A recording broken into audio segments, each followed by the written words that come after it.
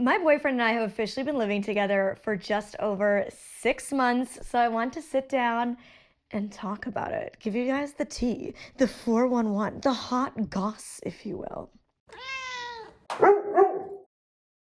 Okay, as you guys know, my boyfriend's blind and I am sighted. Good, you're paying attention. Well done.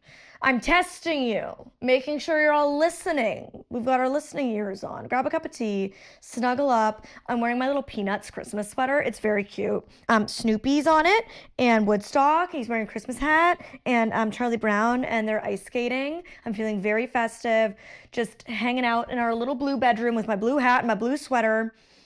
I'm feeling blue, but not emotionally. Emotionally, I'm feeling sunny, which is interesting because I'm getting my period in less than a week. Usually by this point I'd be like, but I'm doing pretty well. Maybe it's the nitro cold brew. Maybe it's the Dayquil. Who knows? It's probably both. Molly's on cough syrup right now, everyone. Okay, in fairness, I'm sick. We need to clarify that I'm no sick. context allowed. So, my boyfriend and I have been together for almost 2 years. And we've been living together for just over 6 months, like I said. We are in our 30s. Both of us now. Yeah, I'm 30. He is 31. So I feel like the pace at which we moved was a very reasonable pace, unlike previous experiences. So I feel like, well done, Molly. Good choices were made. And I can still say 6 months in, good choices were made, which I couldn't say 6 months into my last relationship. Anyways, so I just kind of want to sit down because I get a lot of messages, whether it be from other blind people, from sighted partners of blind people, or just from curious cats wanting to know what it's been like, what the dynamic is. And I'm going to be honest, videos like this are hard to make, in part because a lot of people, the big question is like, what does he do versus what do you do? How do you divide the chores? Like logistics like that. And at face value, I think like in some cases, this question is being asked, say, from another blind person or, like I said, a sighted partner of a blind person because they genuinely want to know for their own situation, which first off, let me say, like, every situation is different. So just because we do something one way doesn't mean it will work for your interabled relationship or just your relationship, period. And then the other thing is like sometimes it feels like really it's code for like, but how do you contribute? What's your value? And so it's like a hard conversation to have because I think inherently a lot of society is ableist. And a lot of society struggles to see disabled people as valuable partners romantically. And on the disabled person side of that, a lot of us have struggled with internalized ableism because of society's perception of us and have asked that question of ourselves many times over. So then when somebody confronts you and asks you in, a subtle way, what's your value? For us, at least I'll say for me, and I know I've had this conversation with many of my other disabled friends, including like fellow disabled content creators. Like I remember I had this conversation with Shane and Hannah a few months ago from Squirmy and Grubs, and I know Cole and Charisma have made a video kind of about this as well. And I know like a lot of my fellow disabled people feel this way of like, it brings up a lot of our own feelings of being a burden, which is a feeling many of us have had either consistently throughout our lives or like on and off throughout our lives. It's like a constant feeling you're battling. And it's a loaded question when people ask you that. It's a real loaded question because in some ways you're like, oh, you're just asking like, oh, like how do you split chores? But like really that's not the question, because would you be asking that question of a non-interabled couple? Probably not. Like if I was sighted and I moved in with my boyfriend 6 months ago and I was like a social media content creator that you watched, would you be DMing them that question? I feel like probably not. You wouldn't even think about it. You wouldn't even think about it. You would just assume like that's a dynamic that they in their relationship have sorted out. And it doesn't really concern me because me and my partner have figured out that dynamic that works for us, because every partnership figures out their own dynamics, right? And splits things differently in a way that works for them. And I assure you, me and my partner have done the same. And there's like part of me that wants to sit down and like just be like, well, I do all the laundry, and like every weekend I dust all the surfaces and I spray down all the sinks, and I want to justify the things that I do for my partner, because the way people look at our relationship, for the most part, the average person looks at our relationship and goes, what a good guy. Oh my God, that's all it is. Yeah. And like, I know that because every sighted, non-disabled partner I have had, all of them have received those comments, whether it be from family members or from friends. And in turn, ever since I had my first boyfriend at 14 years old, I received those comments from people being like, you are so lucky to have such a good guy. But yet I was never hearing them be told that same thing. I was never hearing my male partner be told, you're so lucky to have her. And luckily my parents are ones that are total opposite. Like that. They're so proud of you and think you're the coolest person from the very beginning. And I was so proud to like brag about you and share you and be like, look how cool this girl is that I just met. You guys won't believe like how awesome she is. But yeah. So. Well, and that's why I feel so lucky. And yeah, so I think it's a hard video for me to make, because it's like there's this part of me that wants to sit down and like break down the list for you guys. But the reality is, I know the list will never be fair. The list will never be seen as equal or even or 50-50 or what have you. And living together is so much more than just chores. Right, and that's what I want to say is like, the reason for that is that if I'm just listing chores, yes, my partner does more of the physical chores. That's just what it is. I have like certain challenges or limitations or what have you. And in some cases, like, it's not even like I couldn't do the thing. It's that it's quicker, easier, and faster and more efficient for him to do it. So it's just what happens. And then there, like I said, there is chores that like consistently are me. I do those things. But regardless of like tit for tat, breaking all this stuff down, like that's just not how our relationship is. We don't do this like, well, I paid last time, you paid this, like. And then it's just transactional, you know?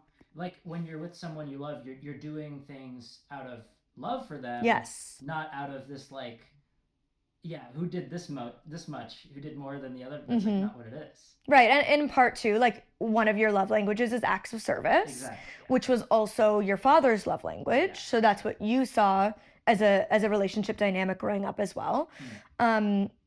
Which like works out well as somebody who does like need more help. And that can be hard to admit, right? It can be hard to admit as a disabled woman that there are things I need help with that non-disabled people don't.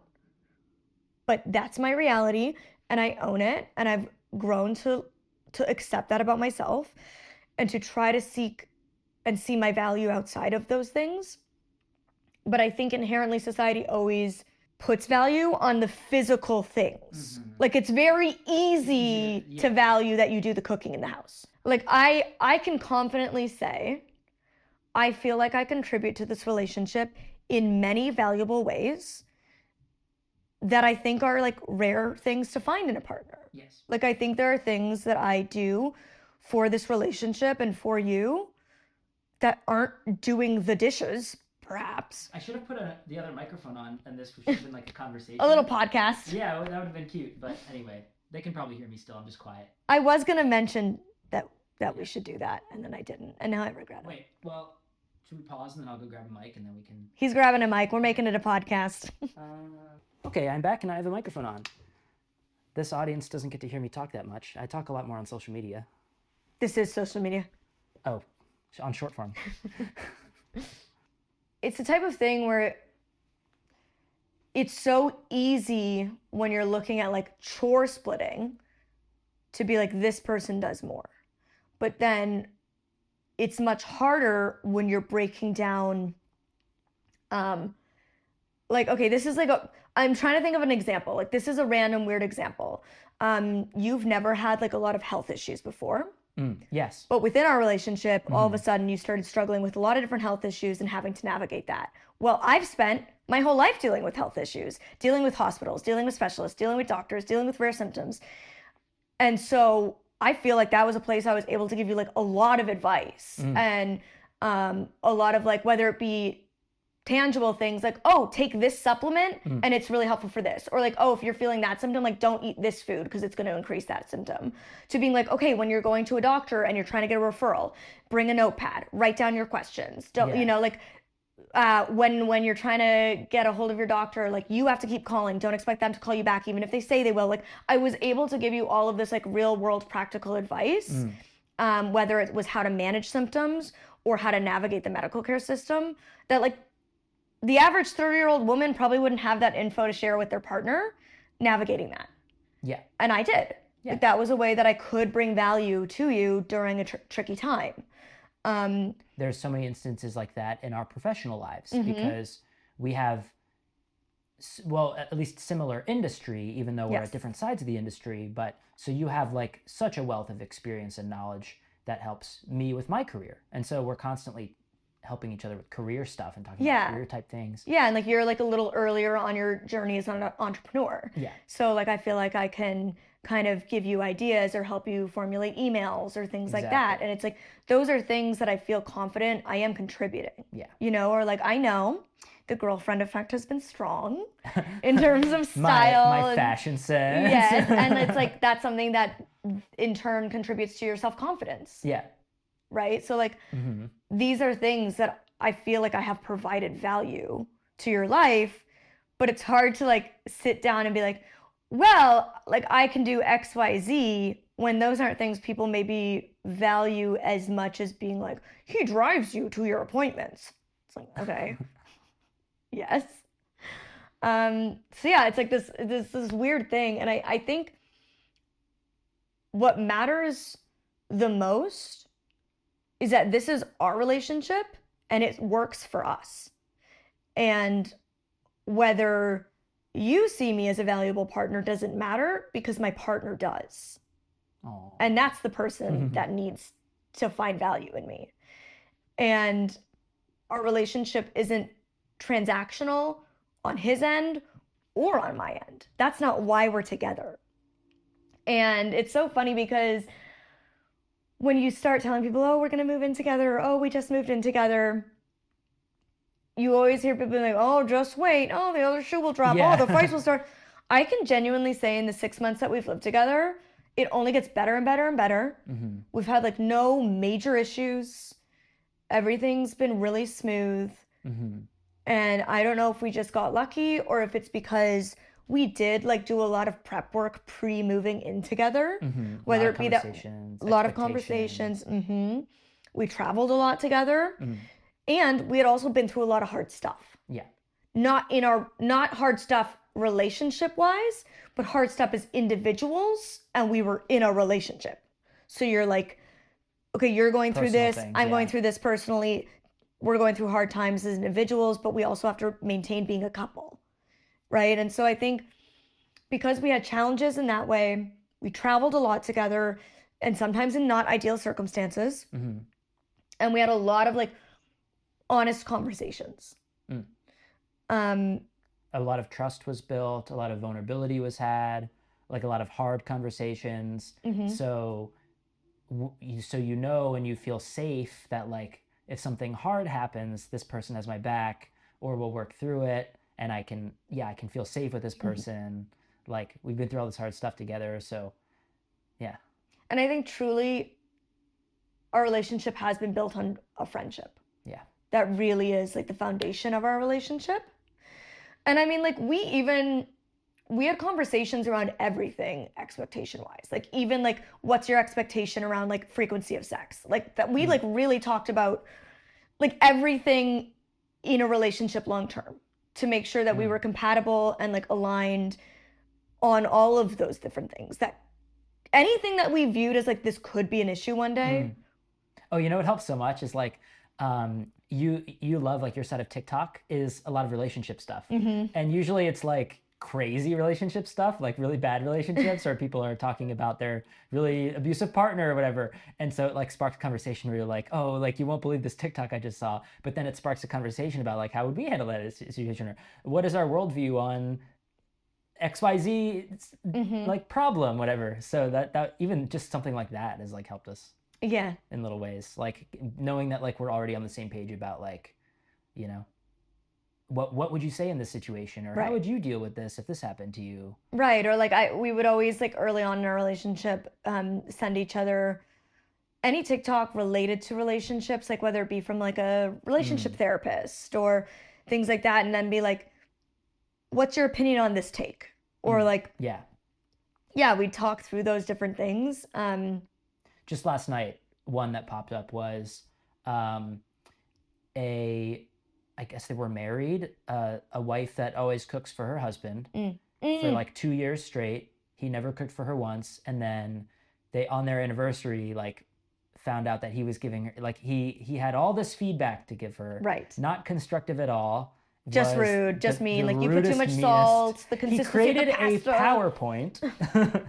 And then it was a really good catalyst for conversation. Like, what is a good way to give constructive feedback? Like, if you aren't happy with something that they're doing, like, how do you handle the situation, you know? Right. And like, we're in that dynamic where you do all the cooking, and that was by no means a surprise. And as I always say, like, just because I as a blind partner can't do something or feel like I need help from my partner doesn't mean all blind partners do or will, right? Like, and equally, I've been in a relationship and lived with a blind partner as well, where we were both blind, and therefore, like, you know, he had different skills than I had and vice versa.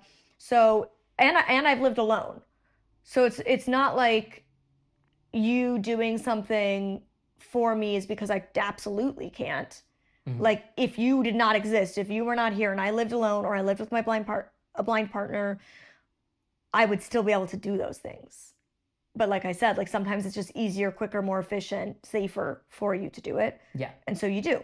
But in a situation like cooking, it's not like we moved in together and then I was like, surprise, I can't cook. Like, that it was like before we moved in, you were like, I just want to make sure you understand you're going to be cooking most of the time or all the time. And like, I want you to know that, like, make sure that you're okay with that and that you'd be happy to, you know, that like, you're not going to realize down the road, like, this is so much more work than I thought. Yeah, exactly. This is overwhelming. Yeah. And it's one of those things where it's like, my way of counteracting that is like, if we've had a really long day and it's been busy and it's been stressful, I'm like, let me order us something on Uber Eats.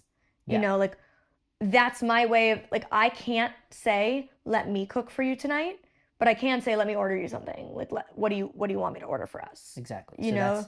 So it's an equal way that you contribute in the same area. Or like, we're coming back from the gym and we're both really tired and talking about, oh, wow, it's late and we're tired and blah, blah, blah. And you're like, oh, why don't we stop and pick up food on the way home? Right. You know? Or trying to, like, always think of, when we are making the grocery list for the week, trying to think of suggesting meals. Like, I try to always suggest meals that are balanced between really easy, quick meals that make leftovers, and always having some easy grab, like a microwavable or a pre-made salad. So like, there's a balance of options, and most of them are not labor intensive. And then we maybe only have like 1 or 2 meals that are a bit more labor intensive. So like, trying to help you figure out what that looks like, you know? And then it feels like this collaborative thing. We're planning it together. Right. We always plan together. Deciding what we're both in the mood for at that time. And then also from a value perspective is like, I'm healthier than I ever was when I was, say, single, you know? Yeah. And I enjoy being healthy, but you help be that catalyst for like, let's try something that's like, let's cheese it. Like, what can we do? Or like, what's a vegetarian meal we can do? Or, and I was always really excited to like try a vegetarian or like a vegan recipe. And then you loving that helps me love it. And, you know, so that's like a value thing as well. It's like help encourage each other to have a healthy lifestyle. Speaking of encouragement, encouraging me to get to the gym regularly whenever I'm not in the mood. Yeah, that's one big one. If one of us is going to suggest skipping out on the gym, it is you. That's how you know I'm really unwell. Molly was sick last night, and I was like, I think you need to rest. And she's like, but I want to go to the gym. And I'm like, yeah, but it's not the best thing for you. And this is what partners do. Like, when you're getting in a long-term committed relationship, you have to recognize that like this new person is like, they're going to push you to be a better version of yourself. And you have to be like willing to be pushed a little bit. To receive that. Willing to change. Yeah. Willing to work on yourself for yourself in order to be a better person for them, and vice versa. Yeah, I definitely like, because of my lifelong struggles with many areas of my health, whether it be my hormone issues, my IBS, my anxiety, my blindness, we've got many things going on here. And because of all of those things, like keeping myself healthy via nutrition, supplements, naturopathy, acupuncture, fitness, all of these things, again, like I bring all of that knowledge, and I know that I know a lot more about that stuff than the average person because I've spent a hell of a lot of time and money on it. So, and like for over, for almost 2 decades. So yeah, like I love encouraging you to be like, let's look for like healthier meal options, or like I love encouraging us to get to the gym when you don't feel like it. And I know 9 times out of 10, we both feel better for it. Exactly. Yeah. And I know I'm a disciplined person, and that's like a discipline I bring, is like being like, we're paying the money to the gym, we're going to the gym, whether we want to or not, we're doing it. Ooh, here's another little small thing that I just thought of. You have a way better memory than me. Oh my God, I am the relationship memory. Yeah. And I'm the sense of direction. Yep, and that's a really funny one. And actually, this is something, and I don't know if you feel like comfortable talking about it. Yeah, basically anything. But like, you've said to me many times in our almost 2 years together that previously a lot of women, whether it's been girlfriends or like people you've just gone on a date with, or even friends, have made you feel really bad about your lack of sense of direction. Yeah, I don't know if it's a dyslexia thing I have, but yeah, no. So for those of the viewers that don't know, like I could get turned around going further than like a mile away, like in the car. I always need my GPS on. When we go in a store together and then we leave the store, 90% of the time, if we need to turn right after leaving the store, I'll turn left. It's like, I'm gonna say, and with all the love, and I've said this to you, I've genuinely actually never known anyone with a worse sense of direction. And we laugh about it. Like it doesn't bother me. Yeah, but like I say that to solidify. Yeah. It's not a mild problem. Yeah, it's pretty like bad. It's within a block radius. You get lost. So yes, I've had partners or dates before with other women that like, they've made comments that have made me feel really bad about it. And you've always been super patient, and you've never made me feel bad about it. And you make me feel like we can laugh about it together, which is great. And then I've had people in the past say, oh yeah, no, I have a really bad sense of direction too. Don't worry about it. And then months later be like, I can't believe like you missed this turn, or like, I can't believe you don't know your way to this thing. Like, how are you, just making me feel bad for it. So, I mean, that's a very... Whereas for me, it's like, I know what it feels like to not be able to do something, or to be worse at something than the average person, and feeling like you should be able to do this, but you just can't. Like, it's just a limitation. Like, I know how that feels, and equally I know how it feels to like be embarrassed by that, or to feel like you need to ask for help in a situation where you wish you didn't, to feel vulnerable, and also to have people get impatient with you about those things. And so for me, whenever you get lost and you start getting frustrated with yourself, I'm like, relax, it's fine. Like, yeah, you're so it's good not about a big that. deal. I get mad at my own self, and you're still calm, and you're like, it's not a big deal. Yeah. Or like, I just try to like release the tension by like making a joke, or, like we always joke that Elton is the sense of direction for both of us. Like, he's like, my God, I've got a blind mom and a dad who doesn't know where he's going. Follow Pete, follow me, people. Like, he's got both of us on his back, But in a way, it's kind of fun because I have a great sense of direction. That's always been one of my top skills, like in O&M. I have a very good sense of direction and an internal compass. And so in a way, it actually feels good for me to be able to help you with that, to be able to feel like I can contribute in this way that makes your life easier. That was another, like one of the, so many small things that as we were first getting to know each other, that made it just feel like we're so perfect for each other. All those little ways, you know? Yeah. We balance each other really well. We are a great balance for each other. And I think, I mean, like to not trying to be like very cheesy, but just like I do feel so lucky to have you. And I recognize in saying all of this that I'm extremely fortunate to have a partner who does see my value despite what I might lack, and who never makes me feel bad about the things that I need help with, and who equally, like you, give me patience when I need it, the same way that I try to with you. And regardless of somebody being disabled or not, everybody has strengths and weaknesses. Everybody has things they need to work on.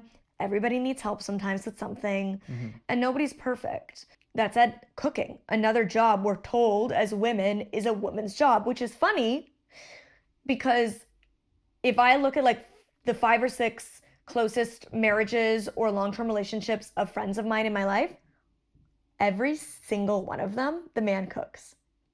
And they're all cited. Really reversed. Like men love cooking these days. Yes. Like I'm thinking of like so many relationships of my best friends or even family members where the male partner cooks and the female partner is the higher earner. And those are like role reversals that like for decades, men were told they were supposed to be the high earner. Women were told you're supposed to have babies and cook. And like all of the closest relationships in my life, disability aside, totally not disabled, the man cooks and the woman earns more money. It's interesting, like, you know, I recognize that I've been very fortunate financially with my career. And I've had men say to me, I would never date you because I would never date a woman who makes more money than me. I've had men say to me that, and it's not like I talk about money. Like, I think it's just like, there's certain things that they could perceive maybe based on like what they do and how much they make versus my career. And lifestyle choices. My lifestyle choices, exactly. So like the fact that I own a home, right? Say like, that already will indicate to you that maybe I have more money or something like that, than you know you earn. And so I've had men say like, I would never date you because you make more money than me. I've had men say, how does it feel to know you'll never date a man who makes as much money as you? Because they were basically insinuating that like financially successful men would never date me because I'm not a high value woman because I'm disabled. And a high value man wants a high value woman. Anyways, like I've had so many crazy things said to me about things like that. And equally, because candidly, like even when I was like 20 and making less than like under the poverty line, my boyfriend was a poor college student.